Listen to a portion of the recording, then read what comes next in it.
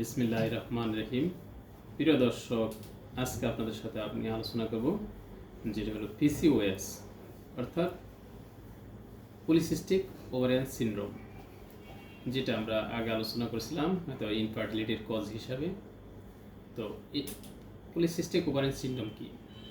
polycystic ovarian syndrome হলো একজন প্রাপ্তবয়স্ক কোনো মহিলার যদি কোনো হরমোনাল ইমব্যালেন্স থাকে এবং সেই পর্যায়ে যদি তার পিরিয়ডের ইরেগুলারিটিস থাকে এবং অ্যাবনর্মাল হেয়ার গ্রোথ থাকে, তার সাথে সাথে যদি তার একটা পর্যায়ে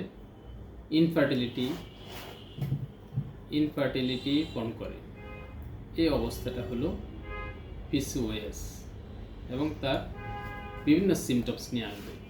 বন্ধুরা,